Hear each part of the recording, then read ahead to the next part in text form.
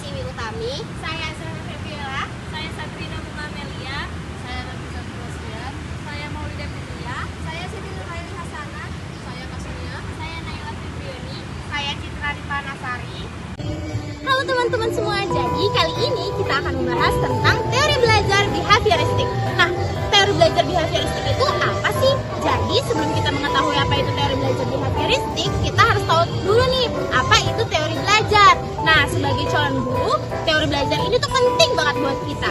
Jadi, teori belajar itu teori yang memudahkan guru-guru dalam membantu mempelajarkan siswa-siswanya. Yang kemudian kedua adalah melalui teori belajar, guru-guru akan memahami proses terjadinya belajar pada manusia. Yang ketiga, guru akan mengetahui apa yang harus dilakukan sehingga siswa-siswa dapat belajar dengan optimal. Nah, teori belajar itu ada 4. Yang pertama ada teori behavioristik, yang kedua ada teori kognitivisme, yang ketiga ada teori belajar humanistik, yang keempat ada teori belajar konstruktivisme. Nah, dari semua teori belajar tersebut tidak ada satupun teori belajar yang dapat menjelaskan secara tuntas seluk-beluk cara belajar manusia. Nah, ketika kita mengajar, kita tidak boleh hanya terpaku pada satu teori saja, namun disesuaikan dengan kondisi faktual, keberagaman, tingkat keperkembangan, dan sasaran serta tujuan belajar. Setelah kalian mendengarkan penjelasan tentang teori belajar, saya akan menjelaskan definisi dari teori behavioristik. Jadi, teori behavioristik merupakan teori mengenai perubahan tingkah laku atas pengalaman. Teori behavioristik berupa model hubungan stimulus-respon, menempatkan belajar sebagai individu tidak aktif atau pasif. Munculnya suatu perilaku semakin kuat apabila diberikan penguatan, serta akan menghilang ketika mendapat hukuman. Baik, di sini saya akan melanjutkan tentang tujuan teori behavioristik. 1. Menentukan tujuan dan indikator pembelajaran.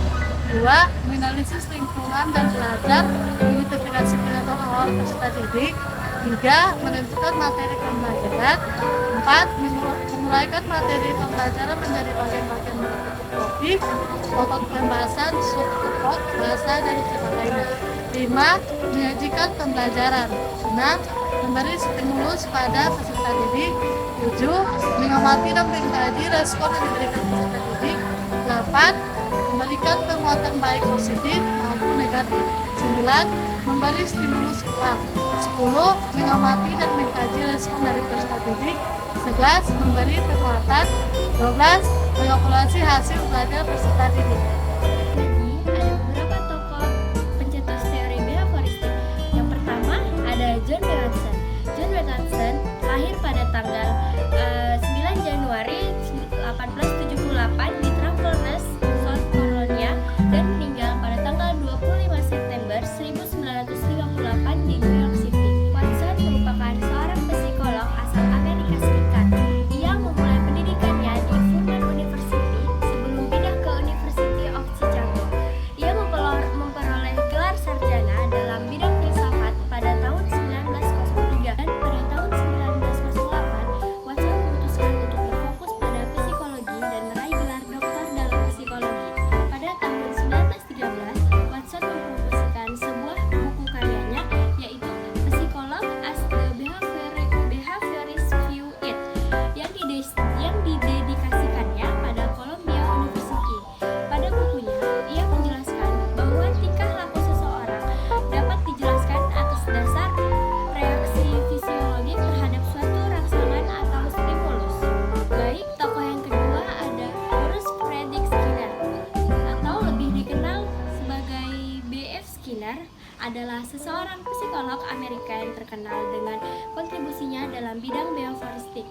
Skinner lahir pada tanggal 20 Maret 1904 di Susquehanna, Pennsylvania, dan meninggal pada 18 Agustus 1990. Ayahnya adalah seorang pengacara dan ibunya adalah ibu rumah tangga yang kuat dan cerdas. Skinner meraih gelar sarjana dalam bidang English Literature dalam Hamilton College pada tahun 1926, dan pada tahun 1931 ia memutuskan untuk beralih ke psikolog dan memperoleh gelar master dan doktor dari Universitas Harvard.